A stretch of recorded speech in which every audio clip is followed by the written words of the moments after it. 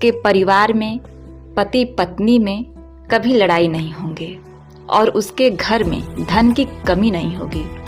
दरिद्रता घर से कोसों दूर हो जाएगी। तो आइए जानते हैं कौन सी है ये 5 बातें। मगर उससे पहले आप सभी भाई और बहनों से निवेदन है, इसी प्रकार आप हमारे चैनल पर वीडियो के लास्ट तक बने रहिए और हमारे चैनल को सब्सक्राइब कर लीजिए, लाइक करिए, शेयर करिए और अच्छे कमेंट किया करिए। तो दोस्तों, कहानी की शुरुआत बनारस काशी की विश्व प्रसिद्ध दशाश्वमेध गंगा आरती को देखते हुए करते हैं। दोस्तों, शास्त्रों में कहा गया है कि जिस घर में रोज लड़ाई झगड़े होते हैं उस घर में बरकत नहीं होती, उस घर में लक्ष्मी का वास नहीं होता। तो दोस्तों, आइए कहानी को शुरू करते हैं। एक वन में चकवा पक्षी का एक जोड़ा रहा करता था। चकवा और चकवी में बहुत प्रेम था। दोनों एक दूसरे से बहुत प्रेम किया करते थे, हंसी खुशी अपना जीवन व्यतीत कर रहे थे। चकवा और चकवी में इतना प्रेम था कि आसपास के पशु पक्षी उनके प्रेम का मिसाल दिया करते थे। यहाँ तक कि चकवा चकवी एक दूसरे के लिए प्राण तक न्यौछावर करने के लिए तैयार रहते थे। तो दोस्तों, अगर चकवी से कोई गलती हो जाती तो चकवा अगर उसे कुछ सुनाता तो चकवी अपना सर नीचे करके उन बातों को सहजतापूर्वक सुन लिया करती, बिना कुछ जवाब सवाल के। और जब चकवा से कोई गलती होती तो चकवी उसको कुछ सुनाती, उससे कुछ कहती तो चकवा अपना सर नीचे करके उन बातों को भी सहजतापूर्वक सुन लिया करता। अब इसी प्रकार कुछ देर के लिए उन दोनों में खटपट होती, लेकिन तुरंत ही।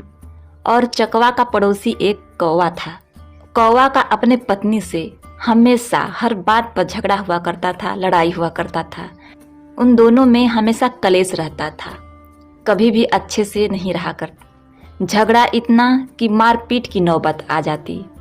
कौवा बड़ा ही दरिद्र था, उसके घर में हमेशा अन्न की कमी रहती। और इधर चकवा धन धान से संपन्न था, क्योंकि उसके घर में खुशहाली थी, शांति थी।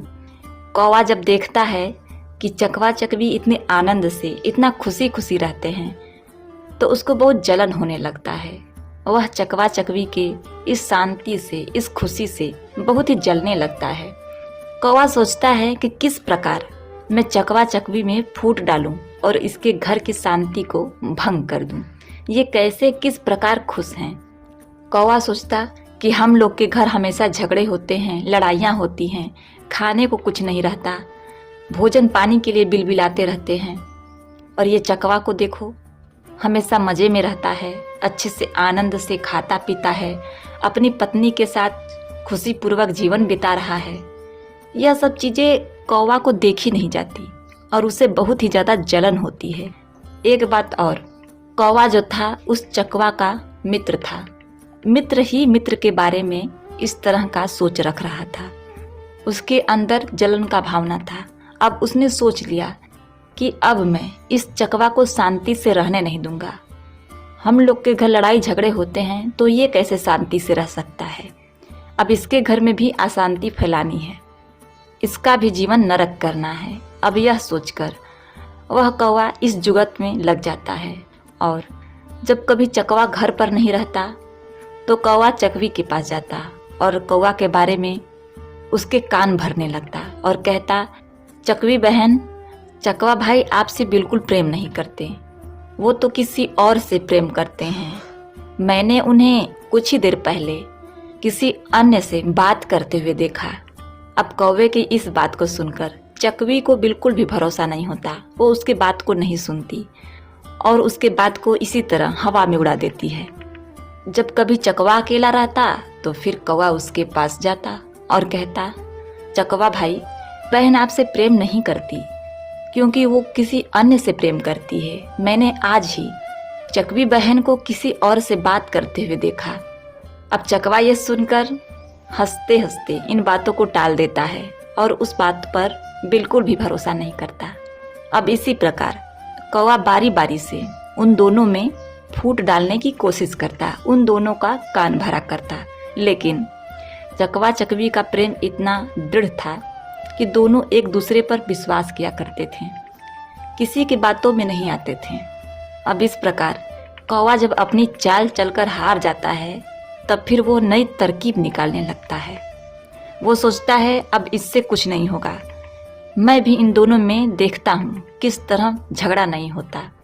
अब कौवा अपनी पत्नी को इस काम में लगाने के लिए योजना बनाने लगता है। अपनी पत्नी से कहता है कि अगर तुम घर में सुख शांति चाहती हो तो तुम्हें मेरा एक काम करना होगा।